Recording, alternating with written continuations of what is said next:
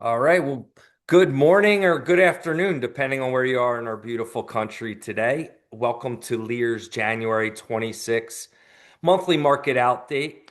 My name is Ryan Kenny, head of the Advisor Consulting Group here with Lear Investment Management. And right off the top, wanted to thank everyone for joining us this morning or afternoon. We're going to have, as always, our rock star head of research portfolio, Jim Warner, share some thoughts, how we ended up last year, and more forward looking into what the capital markets and the economy could be presenting here in 2026. Just a quick update. Our firm is more successful than it's been from an AUM standpoint. We've crossed over the $1.2 billion mark, rapidly approaching, depending on trading the end of this week, a higher number. And 100% of our assets here at Lear Investment Management come through our deep partnerships with you all out in the field across the country. So, a huge thank you and gratitude for your partnership, your ongoing success. Last year was a banner year for Lear Investment clients, and a lot of that, almost all of that, is due to the team at Lear and specifically Mr. Jim Warner. So, with all that out of the way, quick housekeeping items. The video recording of this call will be sent out to everyone today. That is approved to use as well as use along with clients. If you have any clients who are interested or want to hear some of the thoughts directly from the proverbial horse's mouth, feel free to share all of that.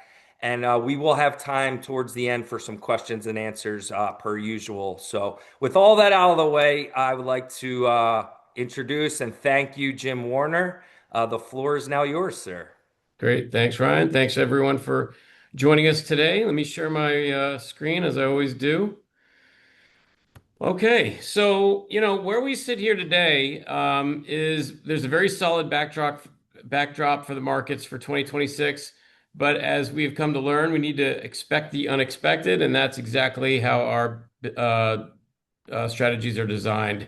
So first, let me do a little bit of a recap on 2025 performance and give you a little sneak peek as to how we're doing in 2026. Not to bury the lead, it's pretty good. The 2025 outperformance. So one of the questions we get is, well, how did you do it? How did you beat the S&P in your tilt, in your moderate, global vigilance, and also your conservative? And the answer is our investment process was firing on all cylinders.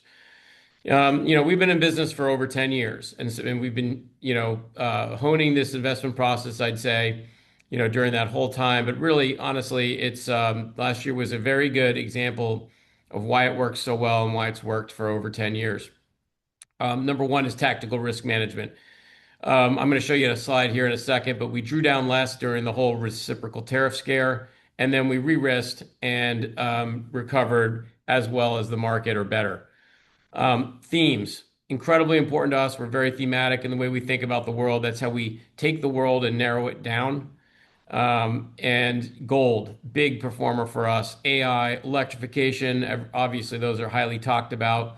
Defense, not as much, but that was a huge performer for us last year. Mortgage REITs, another area of the world that a lot of people don't traffic in, very successful last year. And uranium, another little corner of the world. And I think the big takeaway here is if you're someone who has been using equity strategies that just essentially mirror or try to copy this S&P 500, you're not going to get this kind of exposure in gold, in commodities, in mortgage REITs. You're just not going to get it. And many of the cases, a lot of these names aren't even in the S&P 500, which is principally the reason why you don't get it. We look beyond that, obviously. We look all over the world for the most interesting themes, the most interesting stocks within that. And that gets me to my third point, which is we really nailed the stock picking within those themes. And this generated really pretty outstanding alpha generation. So looking at our performance, these are our three kind of core strategies: global vigilance, the tilt, and our conservative. These are the sort of the top three lines. The green line is the S&P 500. And the first thing I'll point out is that we didn't go down as much as the S&P. S&P went down 15%. Our strategies, which have different varying levels of risk, we were able to take in risk and not have as big a drawdown. Now, importantly, it's easy to take off risk. Honestly, I tell people all day long, the easiest thing as a tactical investor is to take risk off. The hardest thing is to put risk back on when things are still very uncertain. And while things became a little less uncertain as the reciprocal tariffs were taken off the table, there was still a lot of uncertainty. Remember, everybody was concerned about inflation, there was concern about growth, there was concern about the labor market, there was concern about a whole host of things.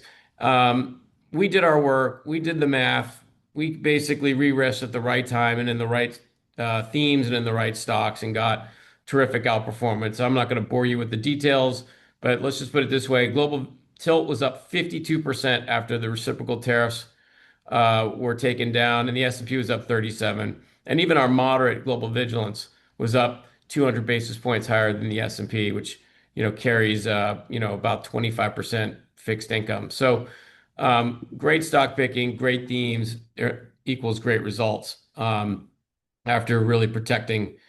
I went through this last month. I'm not going to belabor it, but we've won awards this year. That's what you get for good performance.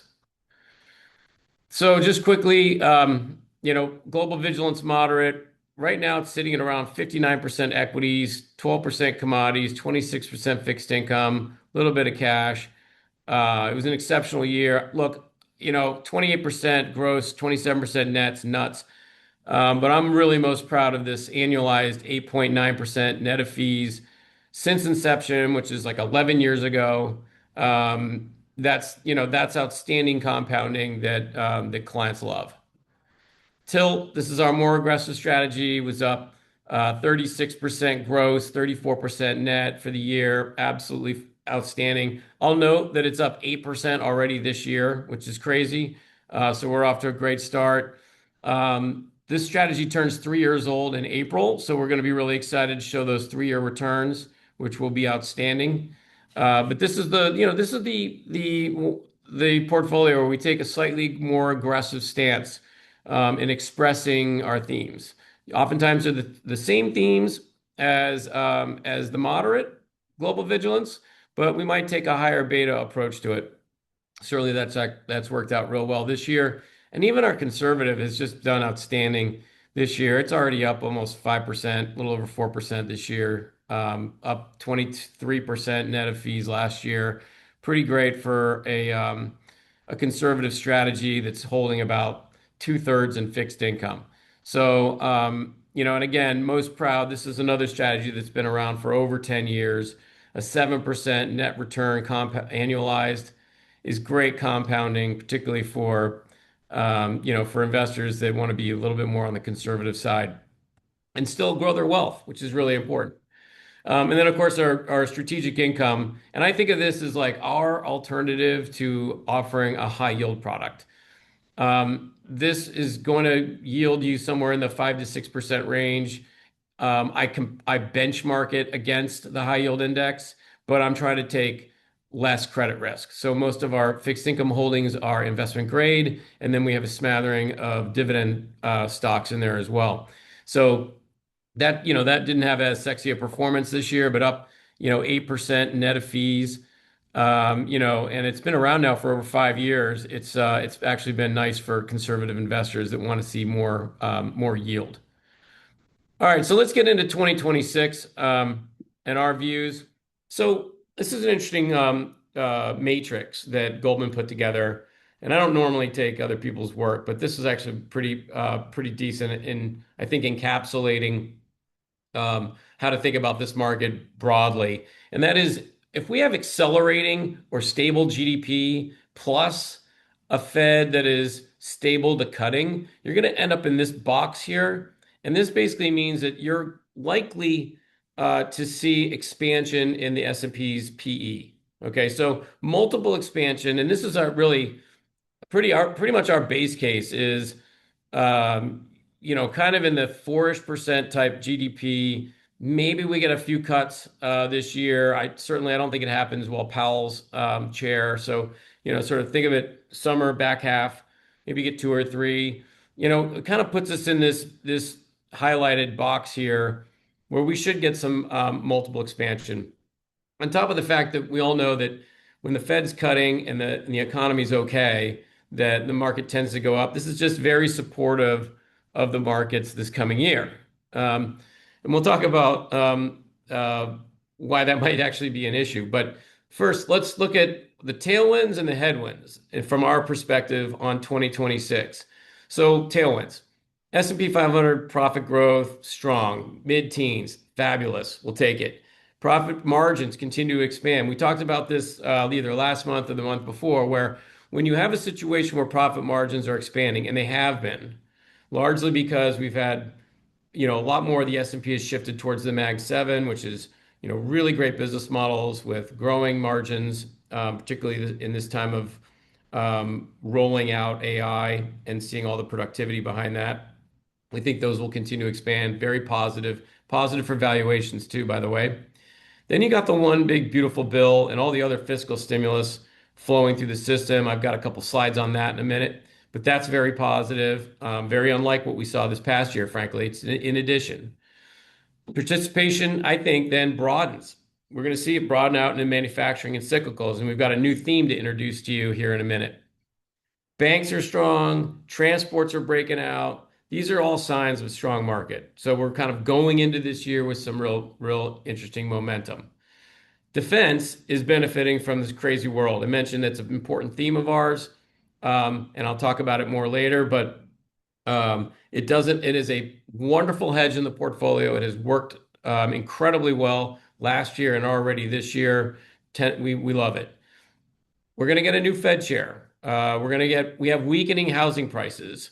This means disinflation. This means lower interest rates. I'll talk about that more in a second. That's another tailwind. Commodity demand, very strong. It's not just data center build out and all the stuff related to AI and electrification, still very important, but we think that's broadening out. And you're going to see further demand for commodities. Gold is still a great place to be. Yes, it had a little bit of a pullback after a massive run towards the end of last year, and now it's back. Why? It's a great hedge for uncertainty. It's a great hedge for higher deficits. It's a great hedge for a weaker dollar. It's a great hedge for all the things that we don't want to have happen. My partner Rick likes to say to people that we hope that our gold holdings go down this year because that means everything else goes up way more. So that's kind of where we stand on that. Now let's talk about headwinds. AI data center supply constraints are possible this year. It's very possible that the demand for components that go into AI data centers will outstrip supply. Might be a 2027 thing, it might be a 28 thing, but I think we're going to start to see hints of it in 26. And given where some of the multiples are and some of those data center infrastructure stocks, we're starting to peel back a little bit and trim those winners. Still very bullish on the long-term opportunity, but I think that there could be some potential shocks in the system as we go through the year. There's also the political pushback we're starting to hear about data centers. Bernie Sanders has taken a very, very strong stance on wanting to ban all further construction of data centers in the United States. That would be dumb. But there is legitimate concerns as to what it could do to electricity prices, particularly in markets like Northern Virginia. And potentially in Texas, although ERCOT is on it, and that's a whole side conversation. But yes, it is a concern. It's a political, it's a midterm year. So you're going to hear more kind of pushback, I think, on AI and data center build out, which again is not particularly great for those types of stocks.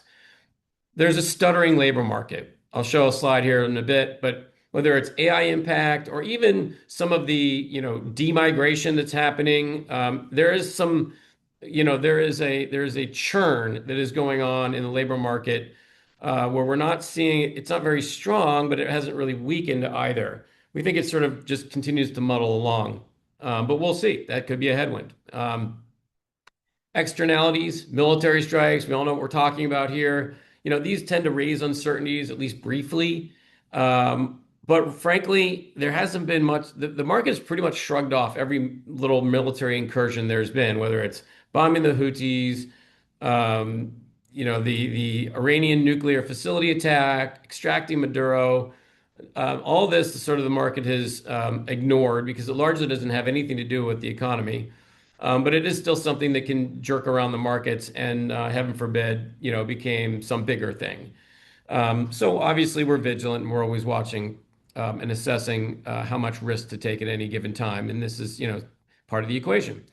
I think that maybe the biggest headwind or risk this year is that the consensus now is that 2026 is going to be a good year. And whenever we see everybody jump onto this, I mean, we've been there, right? We've in all these presentations, we've told you how optimistic we were about 2026. And now the whole market has basically come around to our way of thinking. And that actually makes us nervous. We prefer to be the lonely guy on the other side of the boat when everybody's sitting on the other side, because that tends to be better risk adjusted reward opportunities.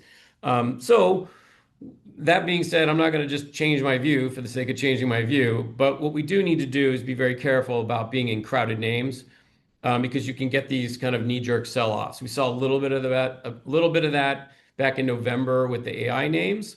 Those are now sort of recovering, but that's the kind of thing that you got to watch out for in order to minimize volatility in portfolios. Again, we've got potential social disruption, midterm elections, and God knows whatever else that could happen next year. Again, we're always on our toes. We're ready to react.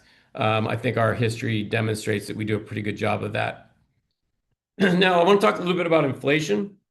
Obviously, this means a lot in terms of where we go in terms of rates.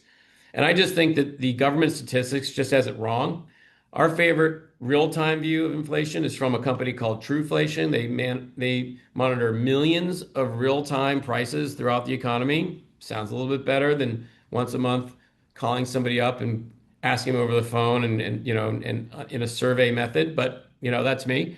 Um, Right now, Trueflation says inflation's now 1.9%. That is below the Fed's 2% target. CPI came in this morning. Look, there's a bunch of stale stuff that's still in it because of the government shutdown. If you look at core CPI, so you're backing out food, energy, and shelter, it's 2.2%.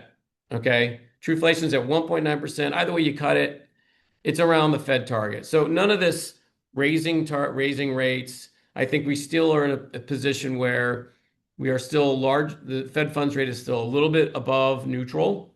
So we're still restrictive. And I think that there is going to be a tendency to bring it down closer to three or a more neutral stance. We'll see. We'll see what happens. We're not really banking in a lot for it, but certainly this data suggests that inflation is not a big deal.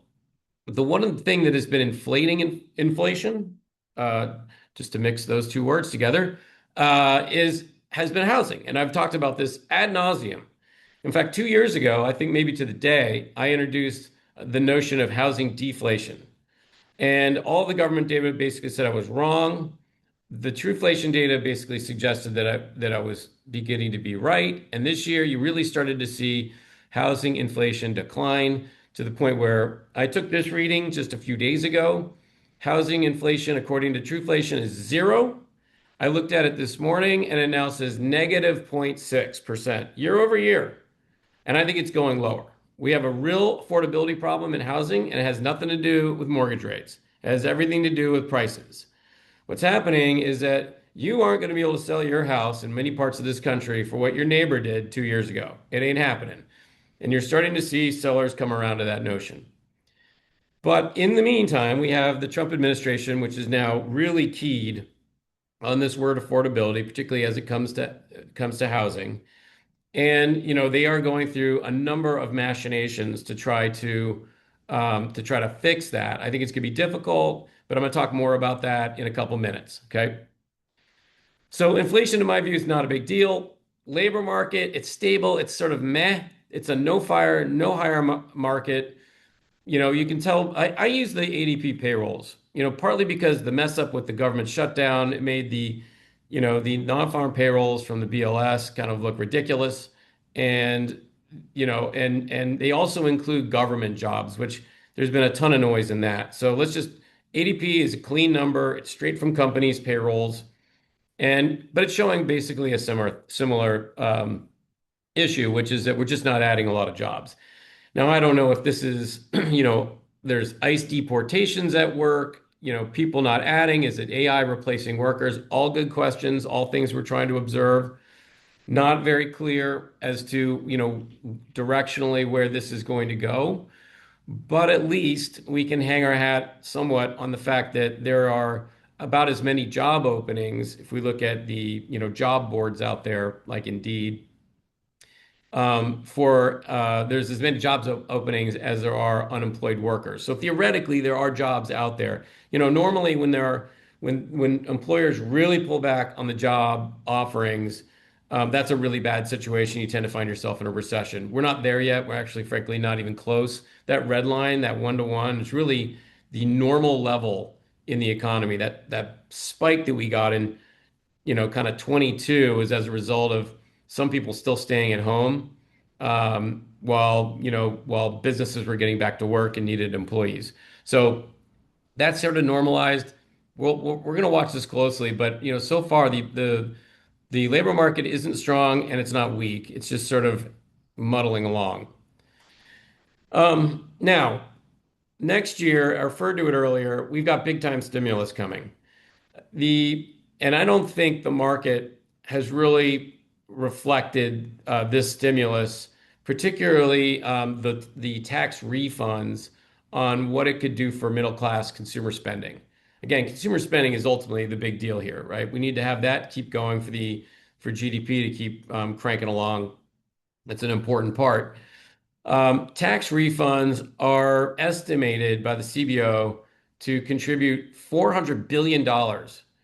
And that's going to come, March, April, May. So get your taxes in now. Basically, what's happened is that the standard deduction under the One Big Beautiful Bill is larger than what most people are withholding.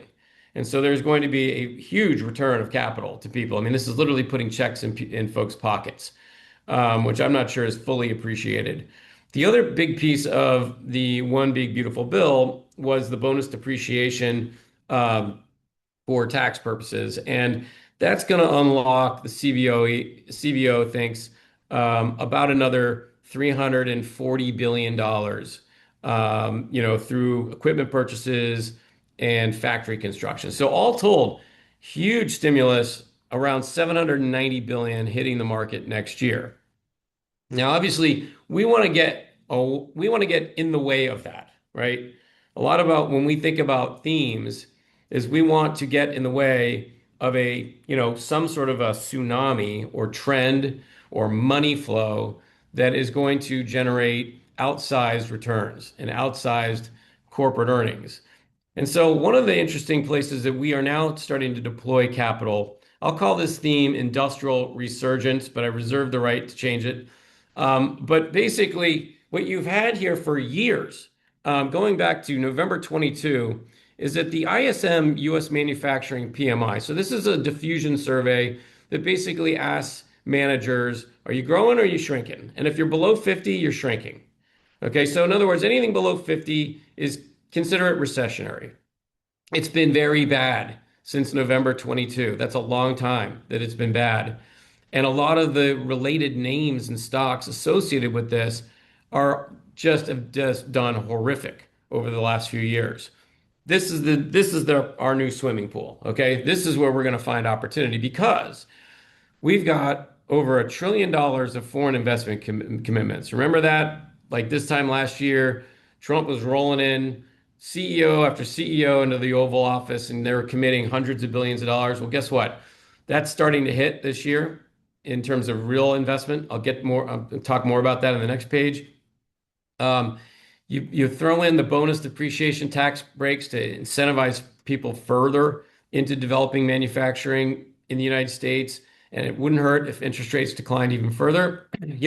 We could see a big turnaround. And if this PMI, as a proxy for this theme, starts to tick above 50, which would be growth, you're going to see a lot of these cyclical industrial sectors really rocket. And that's what we're super excited for. And specifically within this, industrial construction is potentially the early winner. So of all that investment spending that I just mentioned, this past year was kind of the planning stage. This year is when shovels hit dirt. Okay. This is when, and just to mix metaphors, we are literally in the first few pitches of the first inning of a giant potential cyclical upswing. If we look at the Dodge Construction Index, this is a little stilts from October, but all of a sudden, out of nowhere, there was this big surge in construction. Um, You don't see it in a lot of other indexes. This one picked it up. But here's another interesting clue that we're getting. The CEO of United Rentals, which is the largest renter of equipment manufacturing, think backhoes and everything from drills to backhoes to all the equipment that you see on a construction site. Um, I'll quote, his quote on the last earnings call was, by vertical, our construction end market saw strong growth across both infrastructure and non-residential construction, while our industrial end market saw particular strength within power. Okay, this is the electrification theme, right? Power, data center, electrification, we're there, right? We're already there in spades, and we're actually trimming a little bit. That's been kind of the big driver of industrial construction. But wait, he goes on to say, we continue to see new projects kicking off. And while data centers are certainly one area of growth, we also see new projects across infrastructure, semis, hospitals, LNG facilities, airports, to name just a few. Okay, that's like everything else in industrial construction. So we think that there is this potential wave of money that is going to come in there. So we are actively deploying money in that space. That's our new theme. Happy to talk about it more. All right, let me touch on a couple other things. Um, Trump foreign policy. Obviously, this is really big in the news, right? Okay, what's one of our biggest themes? Modern warfare. So we own two companies across various different portfolios and different quantities. Kratos, which makes drones, hypersonic missiles, solid state rockets, space sensors, all areas of focus. Khaki, which accelerates the whole modernization of network software, et cetera, across the DoD or whatever, DOW now, and intelligence agencies. Like we are in the right spot for what is not just where we're going in terms of national security spending, but now we have a streamlined acquisition process and a proposed 50% increase in defense spending to $1.5 trillion is the most recent thing. I don't know if that happens or not. That'll be amazing for the companies that we own. These are our two favorite defense companies, hands down. Let's talk about Venezuelan oil.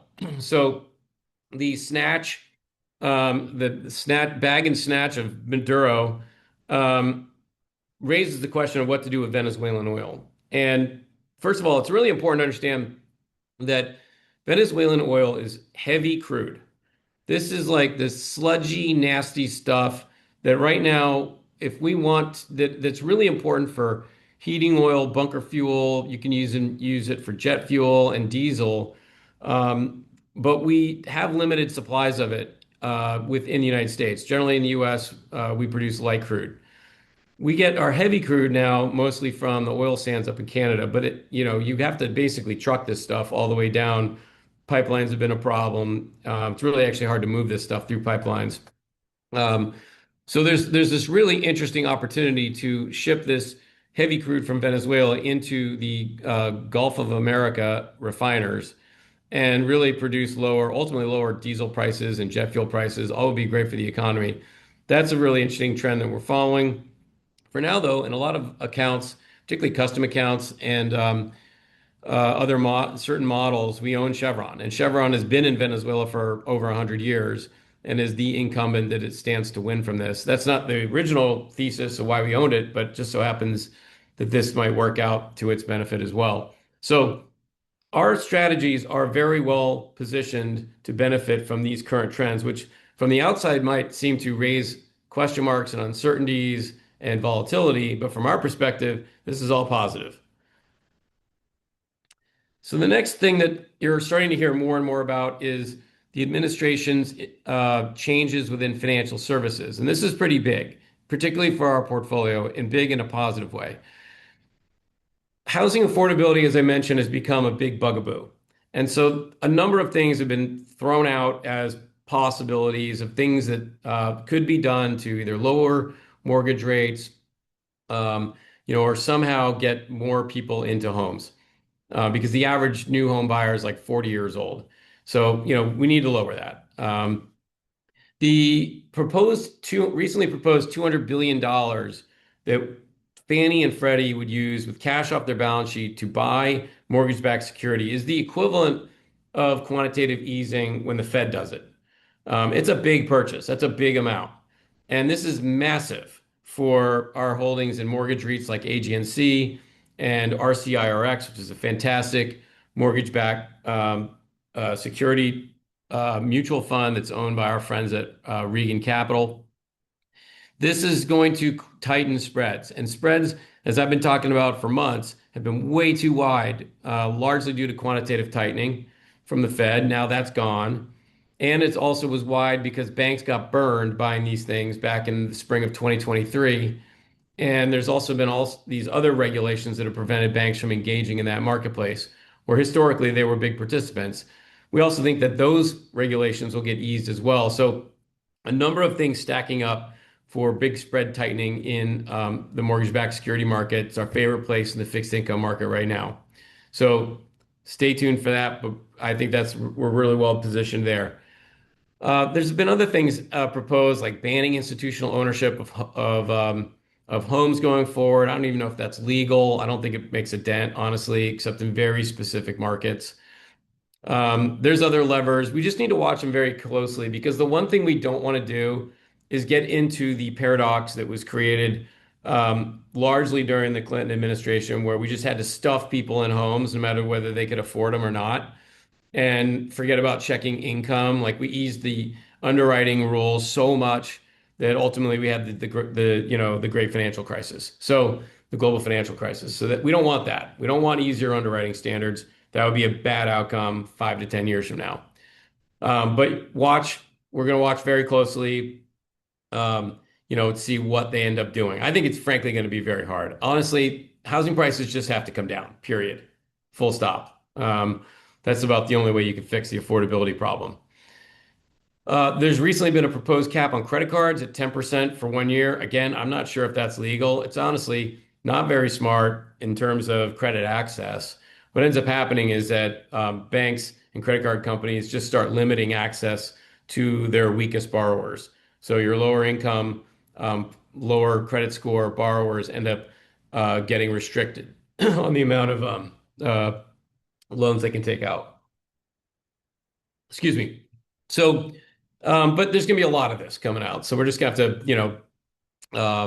to, pick our places. And what this essentially means is that mortgage-backed securities, great place to be. Consumer credit, avoid at all costs right now. Commodities, that boom continues. I'm not going to go too much into this, but basically gold miners, great hedge to uncertainty.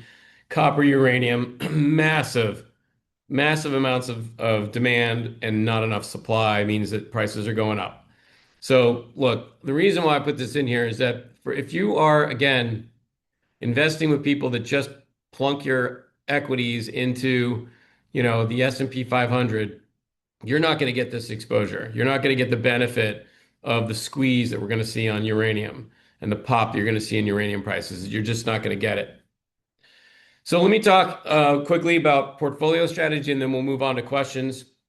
So very quickly, thoughts on 2026, positive setup, solid economic background. We think there's going to be great, decent to very good GDP growth and probably lower rates. Our biggest worry is that everybody agrees with us now. So it's kind of consensus optimism, and that makes me nervous just because, I don't know. I just don't like it when everybody agrees with me. We have a new tax year, and that's great because we can now continue to trim big winners. We were doing this last year. Frankly, the performance of our strategies was so good that we were constricted in a way that we were creating large tax bills for our clients. And so we had to mitigate that. But now as we get into the new tax year, we can kind of start over from scratch and continue to trim those big crowded winners that I told you I thought was made me the most nervous. We're broadening our exposure, as I mentioned, into this whole industrial wave, and you're going to see more. So we're going to look to increase our exposure to more physical AI, edge AI, humanoids. Last year, for example, in certain portfolios, we bought Tesla. They're going to dominate humanoids.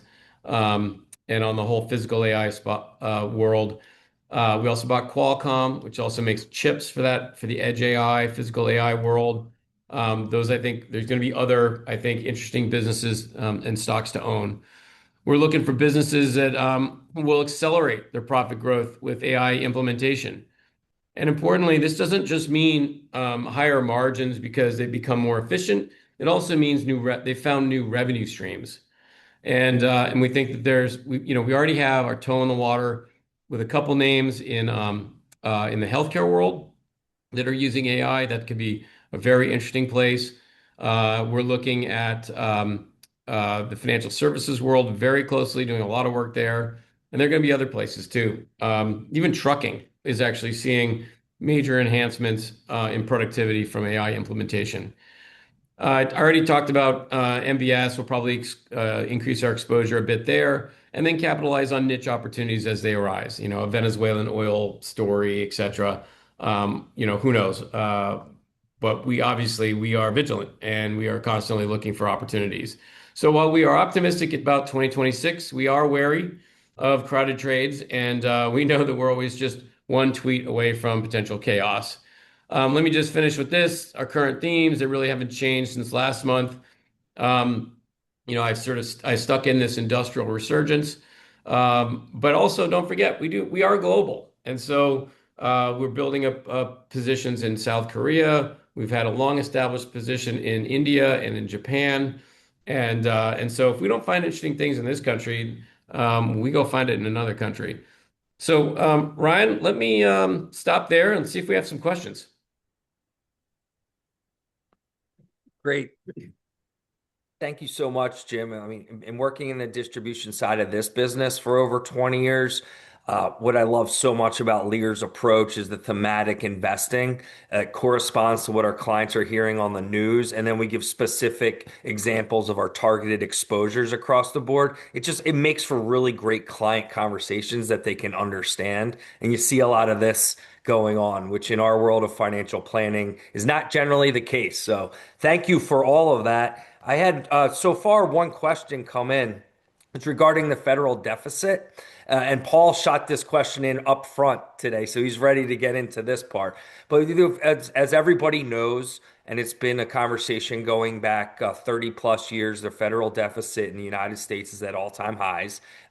Current administration continues to grow. We're over $38 trillion dollars with the federal deficit number right now. What do you think the impacts of that are over 26 or maybe even a little bit longer term? Um, and if Yeah, anyone so else has questions, this is a great time to chat them in. But for yeah, now, that's the one question we had. Thank you, Paul. yeah.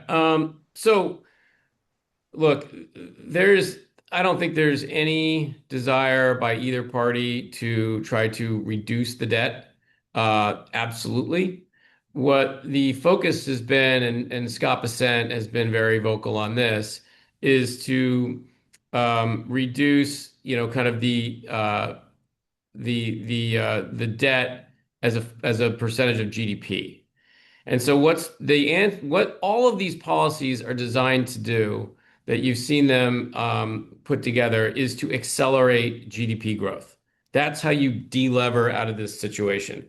So 38 trillion is a number, but it's a number in relation to a more important number, which to another number, which is GDP. And so, you know, if you start to see this acceleration in GDP, that debt to GDP starts to go down, and that's what I think the fixed income markets are principally concerned about.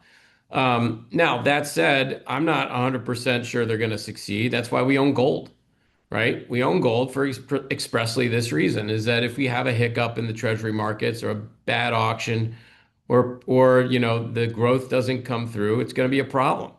And and that's why we own gold. So good question. I mean, that's how we're approaching it.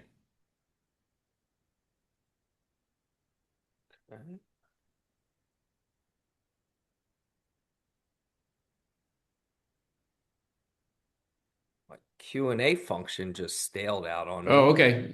We So did have we one did get more another come in. question, Yeah, which can you was see what that? percentage of the portfolio you expect to be international in 2026? I mean, right now we're a little over 10%. I think it remains to be seen. I mean, we are not. We are the antithesis of style box investors. We don't believe in the old notion of we need to have a little bit of, large cap growth, a little bit of mid cap value, a little bit of small cap growth. a little bit of, international. It is much more of an organic outcome. It's about the opportunity set that we see. And, right now we see very few, if any, opportunities in Europe. We definitely see opportunities in South Korea. That's why we're doing more there. We love India. One of the problems with India, frankly, is that it's very difficult to trade those stocks. Um, we love Japan, and we have exposure there, although there's been some wonkiness with what's been going on with the yen and the central bank over there, which makes us a little less excited to put money to work. You can sort of start to rattle through. We don't do anything with China because, frankly, we don't think they respect the rule of law.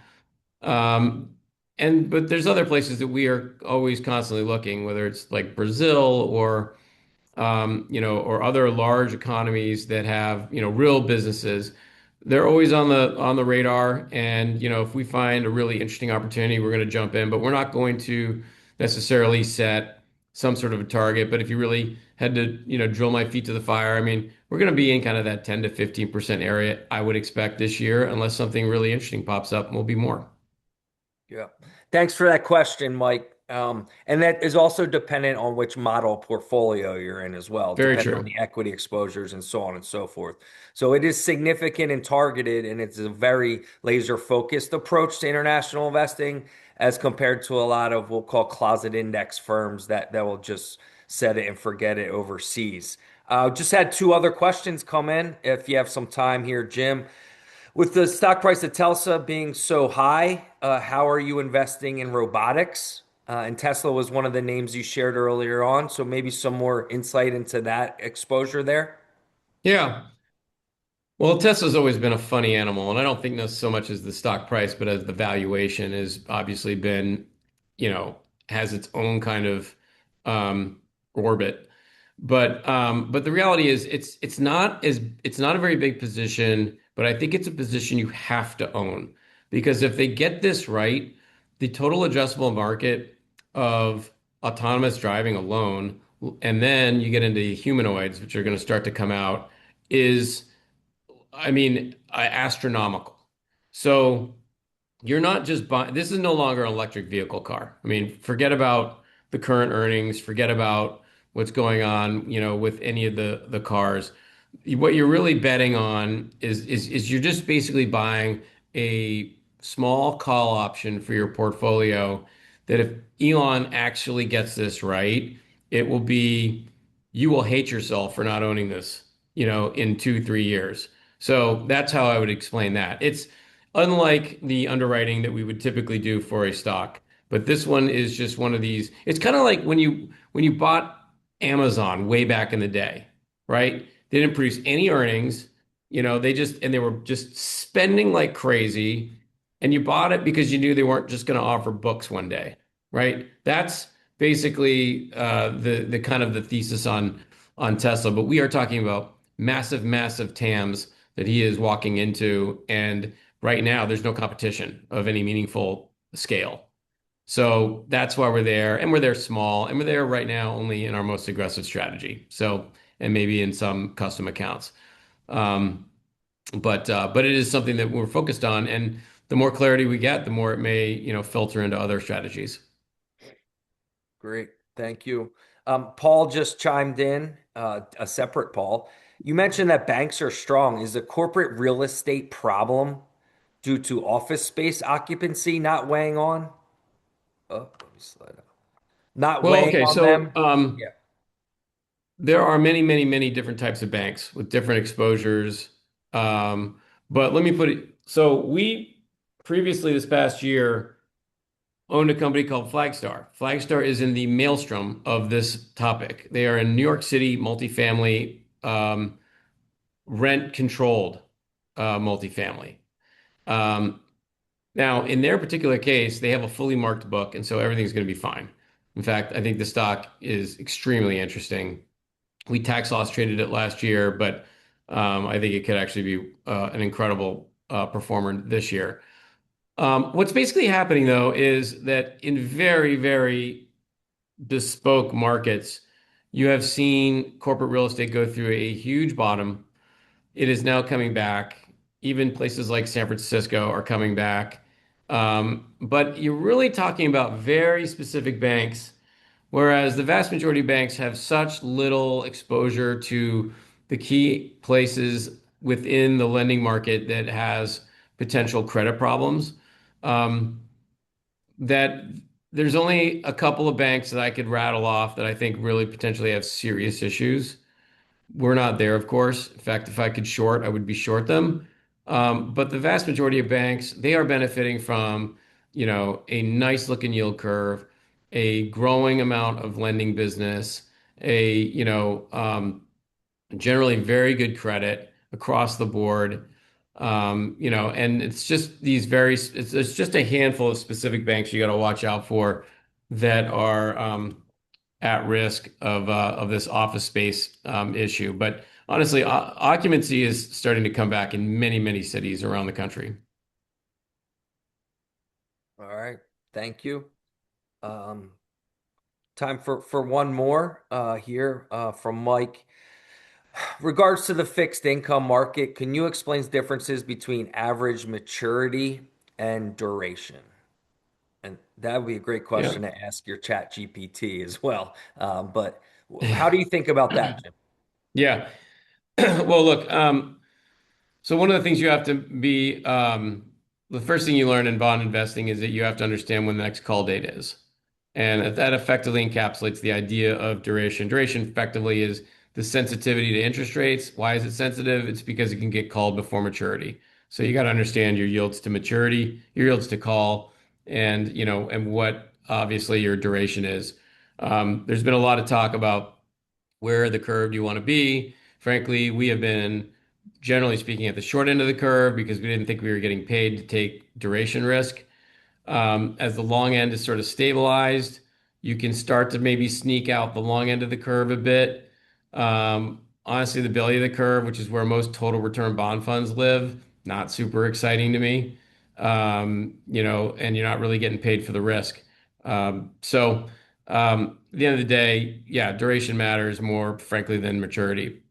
Yeah, the average maturity is one of the factors that goes into the equation for duration. We're focused on duration risk in our fixed income strategy. So, um, Yep, good question. great question. Thank you, everybody, for the questions today. Jim, thank you. Look, we appreciate your time. We know how busy everybody is, especially this time of year. The whole point of this is to provide some salient talking points about the laser-focused approach that our team is working our hardest on a daily basis on your behalf. On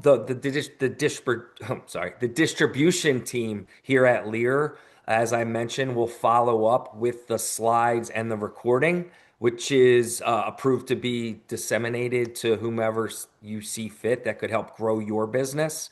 And we'll also be following up over the next few days with the slides once we get through all of our partners at compliance stamping their rubber stamp, and we're good to go. So, thank you everybody for your ongoing partnership and support and the growth last year is at all-time highs. We're looking to continue the momentum here. Some great insights from our team based down in Dallas, Texas, and across the country. And with all that said, please enjoy the rest of your day, your week, and we're off to a good start here in January 2026. So, thanks again, everybody. Jim, as always, thank you, bud. Thanks, everyone.